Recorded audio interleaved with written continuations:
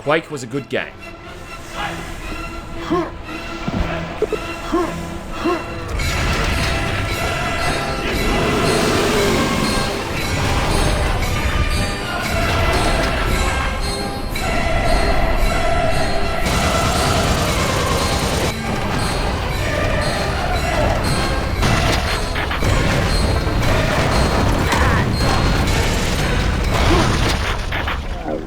Well, being the jaded boomer that I am with my receding hairline and protruding beer belly, I'll take any excuse to go back and replay Quake. And when everyone keeps telling me to check out this new brand spanking mod like it's the most amazing thing since sliced bread, well, I've got even more of a reason to do so. What I'm talking about, Sonny Jim, is Quake 1.5, a mod that may as well have been called Brutal Quake because it has all the hallmarks of those kind of mods we've already seen for other games like Half-Life and Doom. You know how I know it's Brutal Quake? Well, because it's got the ability to throw grenades.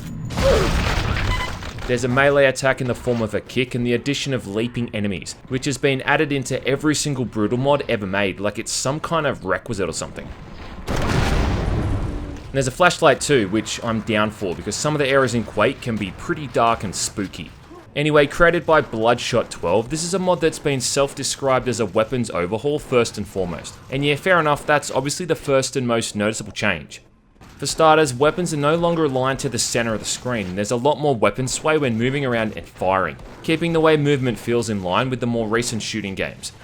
There's also the addition of new enemy variants, like armored ogres for instance, in case ogres weren't annoying enough. And in some instances there's modifications to the architecture of certain levels, with entirely new areas added in to create more of a challenge for fans of the original. Being a shooting game, it's the guns that matter the most. So the starting shotgun is still a shotgun, though it seems to fire a little bit faster.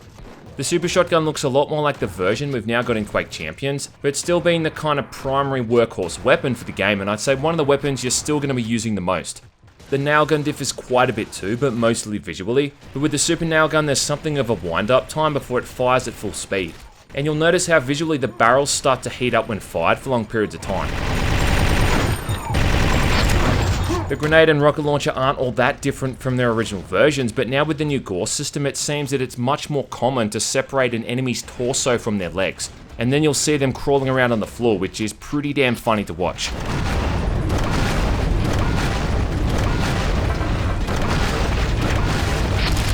I think the coolest change though now is how the lightning gun chains through multiple enemies, which is really effective against the spawns, who are the worst enemies in the game and arguably ruin episode 4.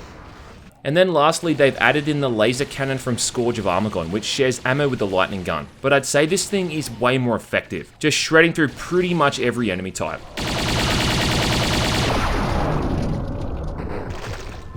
If you want to get up close and personal, you can also use one of the Ogre's chainsaws instead of Ranger's axe, which was pretty much useless beforehand. The chainsaw ain't all that great either though, and to be honest using it is mostly suicide, but it's still neat to see it added in.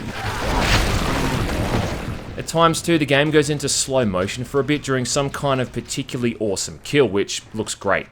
I wish there was a way to control this though, like a bullet time button or something, because the slow motion feature's just been implemented really well. Maybe that can be added in a future update or something, I mean considering the mod is still in beta. A lot of the new enemies in this mod seem familiar too, with I'm sure a few of them being taken outright from the Quake expansion packs. As a result, it can kind of be a mishmash of art styles considering those expansion packs took place in completely different locations to the original game. It's kind of like a Quake free-for-all. Everyone's invited to come and get a piece of Ranger, and no one's going to be excluded and left out of the fun. Part of what makes 1.5 so great though is that it really reinforces how important it is to know the patterns and behaviour of the enemies in this game, now more so because of how punishing it's become. Fighting ogres for instance seems daunting at first, but once you learn what their animation looks like before they fire a grenade, you can start to see that as a warning sign. If your reflexes are fast enough, it's easy to avoid getting hit. Similarly, you start to learn that going too close to them is a pretty bad idea because they've got a chainsaw in their second hand and they're not too shy about using it.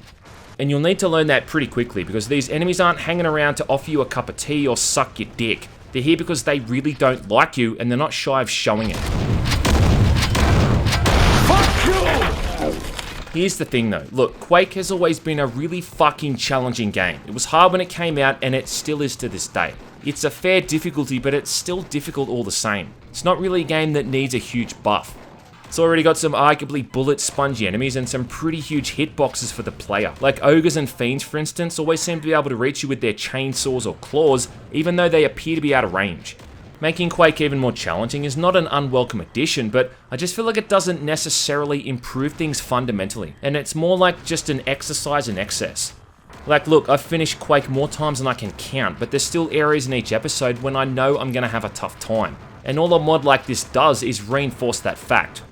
And I'm gonna drop some truth bombs here. Quake has some really downright cheap and nasty shit. I mean, Ramiro's a genius when it comes to level design, and he generally knows what he's doing most of the time, but I have to think that he was often having a shitty day and just decided to take it out on the levels he was designing. Like some areas of the second episode where they just go way overboard with the Death Knights, or when you start encountering the spawns in episode 4, like find me someone who says they enjoy fighting these things and I'll show you a liar. And this mod sure doesn't alleviate those segments.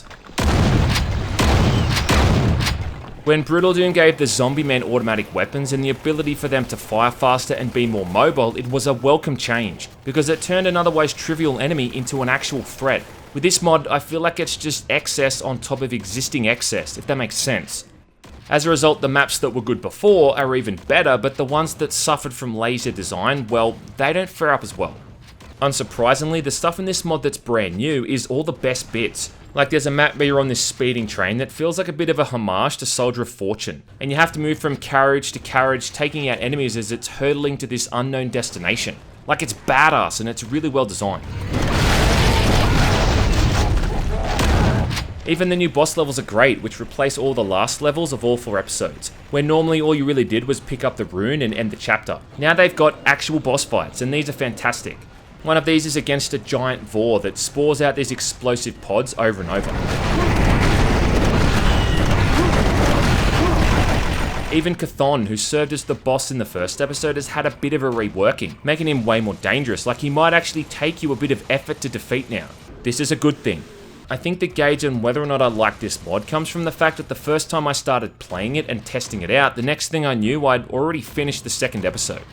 I will admit that initially I found all the new stuff that was added in to be kind of obnoxious, but the more I started to play it, the more I started to really appreciate the time and effort that must have gone into bringing all this stuff to life. Considering the people who make these mods, I assume, usually do it for free, it's a pretty big commitment to go back and work on like a 20 or so year old game, simply because you like that game enough to do so. I think Quake is easily one of the most accessible of those old school shooters, and it's still a blast to play in this current day, even without mods. But Quake 1.5 does do an awesome job of taking a game that was already pretty over the top, and somehow making it even more so. If you haven't gone back and replayed Quake in a while, well, maybe this is a good reason to do so. So check it out. Now if you'll excuse me, I've just got to go and check on my Bitcoin stocks.